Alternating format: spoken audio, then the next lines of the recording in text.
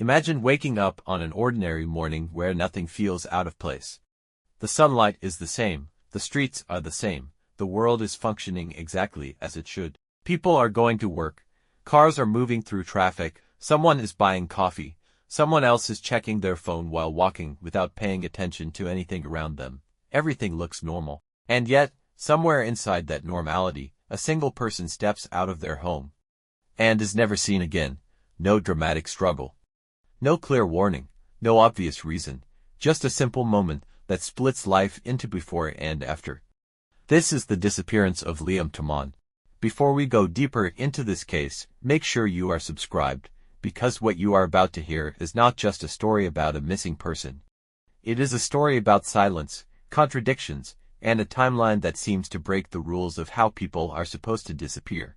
And once you start noticing the gaps in this case, you won't be able to stop thinking about them. It started on a Thursday morning.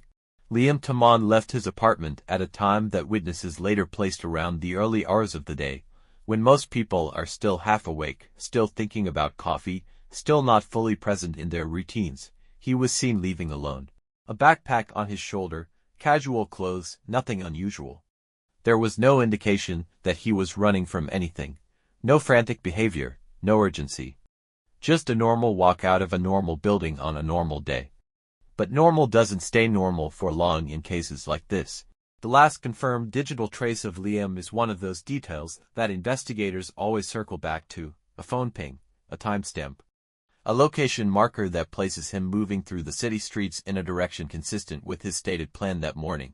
Nothing suspicious at first glance, nothing that raises immediate alarms. But the problem in this case is not what was seen. It is what was never seen again. Because after that moment, Liam Toman effectively disappears from every system tracking him. No further phone activity. No messages. No social media updates. No transactions. No digital footprint. In a modern city, where almost every movement leaves a trace, that silence becomes louder than noise. His family notices first. At first, they think he is simply busy. People often miss calls. People often delay replies, but as hours pass and the day stretches on, concern begins to build in a way that cannot be ignored. Liam was not someone who disappeared from communication without reason. He was consistent, reliable, the kind of person who would at least send a message if plans changed. By the evening of the same day, concern turns into alarm. Friends are contacted, workplaces are checked, usual hangouts are called. No one has seen him. No one has heard from him. And this is where the case takes its first unsettling turn. Because when a person with no known conflicts, no known enemies, and no history of disappearance suddenly becomes unreachable across all channels, investigators have to start considering possibilities that are uncomfortable from the very beginning. The official missing person report is filed shortly after. Police begin standard procedures. Hospitals are checked. CCTV networks are reviewed. Phone records are pulled. Everything that should produce at least a direction produces almost nothing. Then comes the first piece of visual evidence that complicates everything. A security camera near a convenience store captures Liam walking through the area after his departure. The timestamp places him moving normally, still alone at that point, still behaving as expected. But what happens shortly after this is where the case becomes unclear. Another camera, positioned further along the route, shows something that shifts the entire investigation. Liam is seen again, but this time, he is not alone. There is another figure walking beside him. The footage is not clear enough to identify the person. The image is slightly blurred, the angle imperfect, the distance too far to confirm facial features. What can be observed, however, is movement that appears calm. No struggle, no resistance, no visible panic. The two figures walk in proximity as if they are in conversation, or at least familiar with each other. This moment becomes the central mystery of the case. Because from this point onward, everything depends on identifying who that second person was. Investigators attempt enhancement of the footage. They analyze walking patterns. They look at clothing shapes. They try to estimate height and build, but nothing produces a definitive identity. And without that identification, the most important lead in the entire case remains unresolved. Meanwhile, the search expands rapidly. Volunteers join efforts. Posters are distributed across the city. Social media spreads Liam's image widely, turning him into a subject of public attention within days. People began reporting sightings, as they always do in cases like this, but most of these leads collapse under verification, misidentifications, false alarms, mistaken memories. The usual chaos that surrounds high-profile disappearances. Still, no sign of Liam emerges that can be confirmed. One of the most troubling aspects of this case is how quickly physical search efforts begin to hit dead ends. Areas that should have contained evidence show nothing, rivers are checked, parks are searched, abandoned buildings are inspected, dogs are brought in. Drones scan terrain, but there is no trace of struggle, no personal items left behind, no clear direction pointing to what happened after that last confirmed sighting. It is as if Liam Toman simply stepped out of one version of reality and never entered the next. As days turn into weeks, investigators begin to reconstruct his routine leading up to that morning. Friends describe him as stable, focused, with no indication of distress. There were no known threats. No recent arguments, no financial trouble. No emotional instability reported. Everything about his life, on paper, suggests normalcy. And that normalcy becomes part of the mystery, because it removes obvious explanations.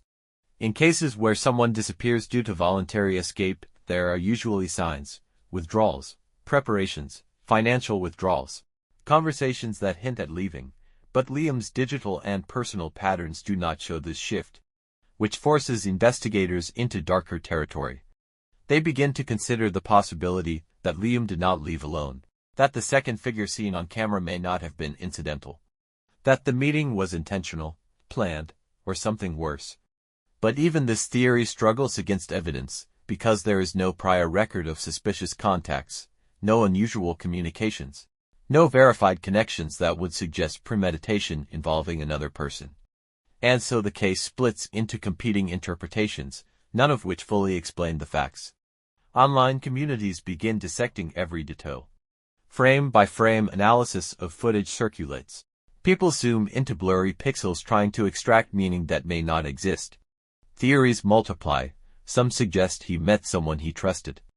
Others suggest he was targeted. Some even propose that the disappearance is staged, though that theory collapses under the lack of financial or digital movement afterward.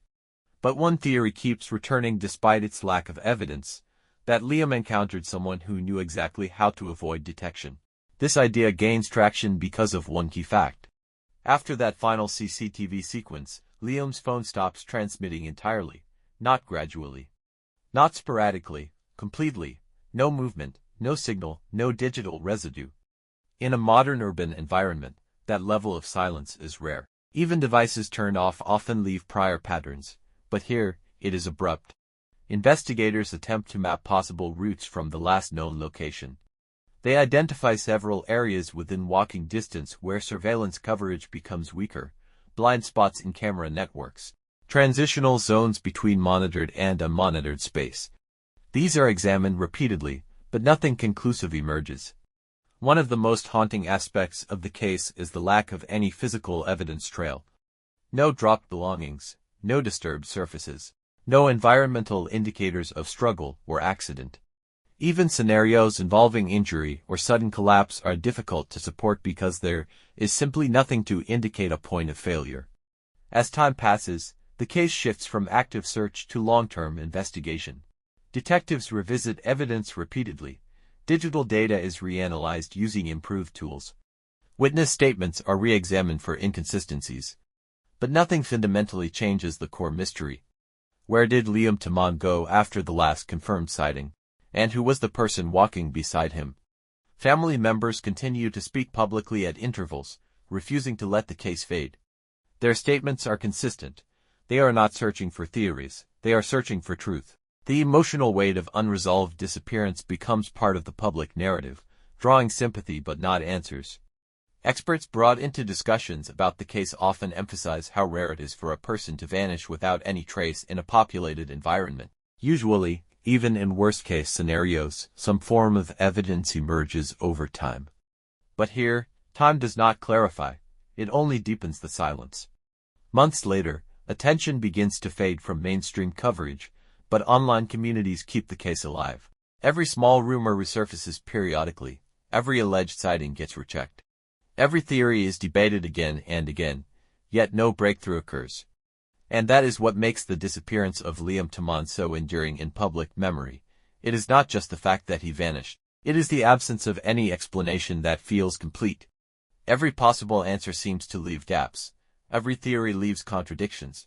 In the end, what remains is a timeline that begins normally, continues normally, and then simply stops.